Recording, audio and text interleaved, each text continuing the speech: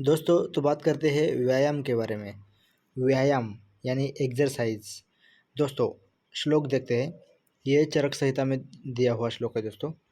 तो व्यायाम शरीर चेष्टा या चेष्टा, शरीर चेष्टा यानी कि हम जो शरीर से क्रिया करते हैं, कोई भी क्रिया हो, कोई भी हलचल मूवमेंट, वो क्या है, शरीर चेष्टा या चेष्टा। अभी यहाँ जो चेष्टा दूसरा वाला शब्द है, ये चेष्टा, इसका मतलब अलग है। च प्लस इष्टा।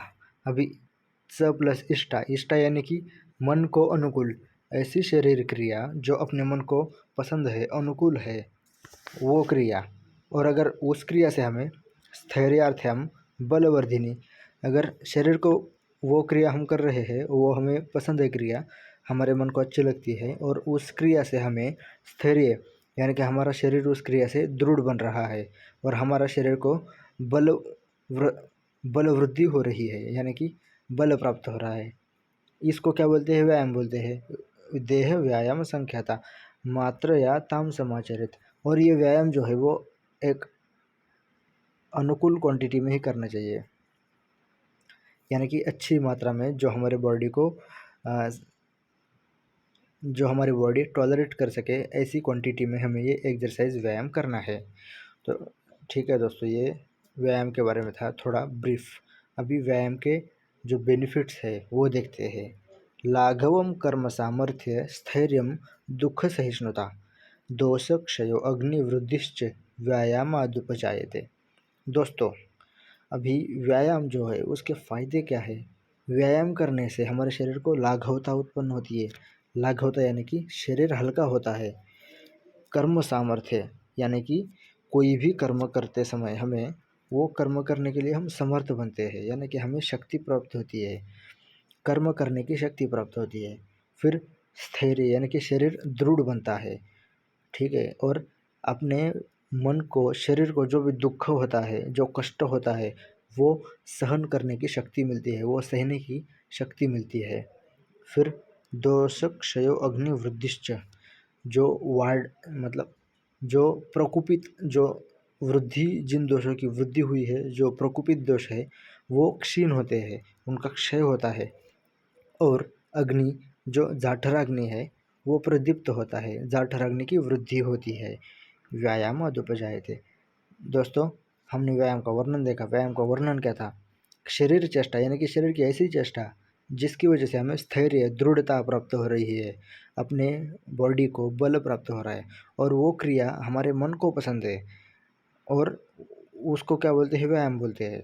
और दोस्तों व्यायाम मात्रा में करना चाहिए, एक अच्छी क्वांटिटी में करना चाहिए, जो हमारी बॉडी को टॉलरेट हो सके। तो अलग अलग आचार्यों ने अलग अलग क्वांटिटी बताई है। वाग्भट क्या बोलते हैं, वाग्भट बोलते हैं अर्धशक्ति, यानी कि हमारी जितनी शक्ति है उससे अर्धशक्ति हमें व्यायाम करना है। सुश्रुत क्या बोलते हैं, हमारा जितना बल है उसके हाफ यानी कि बलार्ध व्यायाम करना चाहिए। और चरक क्या बोलते हैं, जब हम थके, मतलब थकवा यानी कि थकान आने से पहले हमें व्यायाम रोकना चाहिए। ये अलग अलग आचार्यों का मत है। तो अति व्यायाम करने से क्या क्या होता है।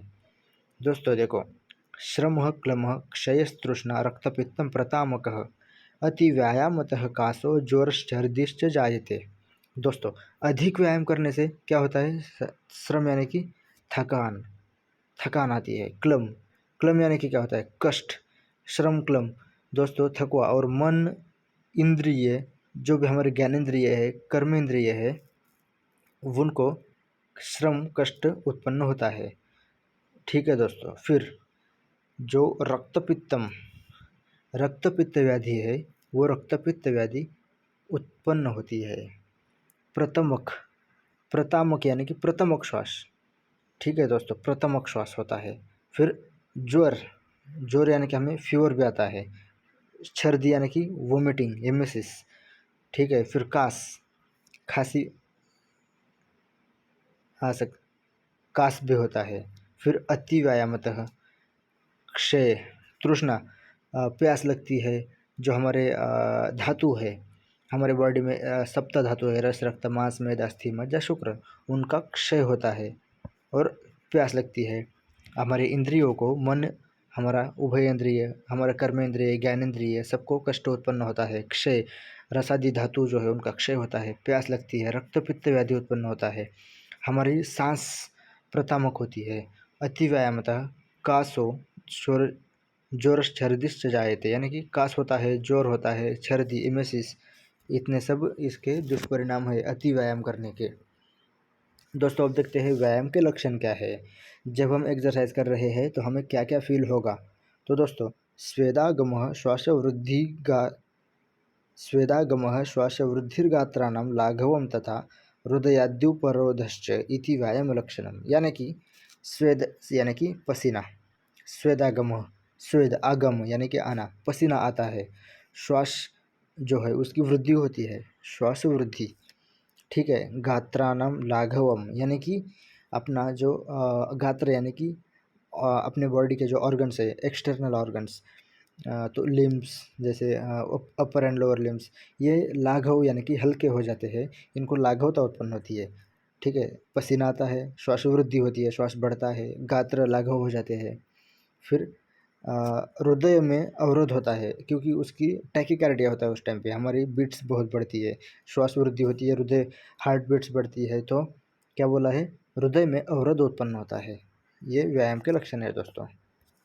फिर अति व्यायाम करने से क्या क्या होता है, सॉरी, अति व्यायाम निषेध। अभी हमने अति व्यायाम के दुष्परिणाम देखे थे ये, तो अति व्यायाम किसने नहीं करना चाहिए। दोस्तों व्यायाम हास्य भाष्य दो ग्राम्य धर्म प्रजागरान नोचितानपि सेवेत बुद्धिमान अतिमात्रया, यानी कि बुद्धिमान मनुष्य ने अति मात्रा में कुछ भी नहीं करना चाहिए। चाहे उसको, अगर वो डेली भी कोई कार्य करता है, अगर वो डेली कोई कार्य कर रहा है तो इसका मतलब ये नहीं कि उसने ज़्यादा करना चाहिए क्योंकि उसको प्रैक्टिस हो चुकी है, लेकिन ऐसा नहीं है।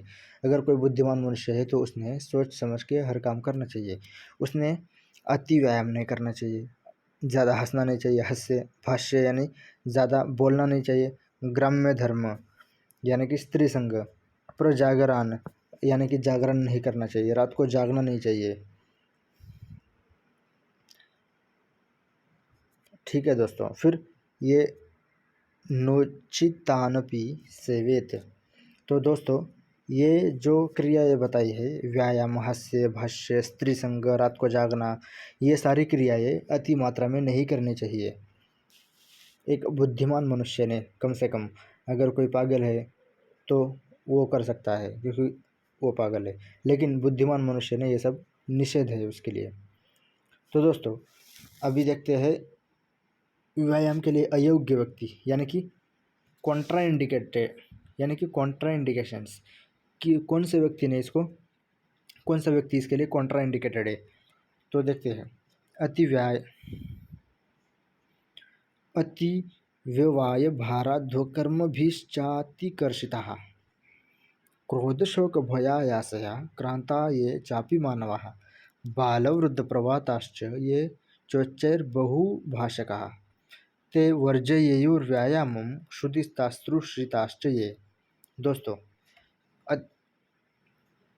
जो व्यक्ति अधिक मैथुन यानी कि सेक्स, मैथुन यानी कि सेक्स, जो व्यक्ति अधिक मैथुन करता है, जिसने अधिक मैथुन किया है, या जिसने बहुत बोझ उठाया है, जो बहुत मेहनत करके आया है, जो बहुत वॉकिंग करके आया है और वो थक गया है या फिर अशक्त हुआ है, फिर जो व्यक्ति क्रोध, शोक यानी कि दुख, भय, इन सब से पीड़ित है, जो व्यक्ति कष्ट कर चुका है, फिर जो बालक है, जो वृद्ध है, इन लोगों ने व्यायाम नहीं करना चाहिए।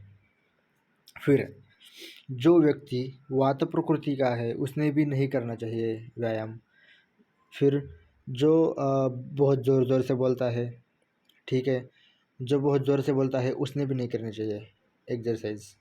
और जो प्यासा है, जो भूखा है, उसने भी नहीं करना चाहिए, ठीक है। हमने क्या क्या देखा, जो प्यासा है, भूखा है, वात प्रकृति वाला है, भय, शोक, क्रोध, इन सब से पीड़ित है, जो कष्ट करके आया है, मेहनत करके आया है, जो थका हुआ है, जो अशक्त है, जिसने अधिक सेक्स किया है, जिसने अधिक मैथुन किया है, जो बहुत सारा भार उठा के आया है, जो बहुत वॉकिंग करके आया है, इन लोगों ने एक्सरसाइज नहीं करनी चाहिए।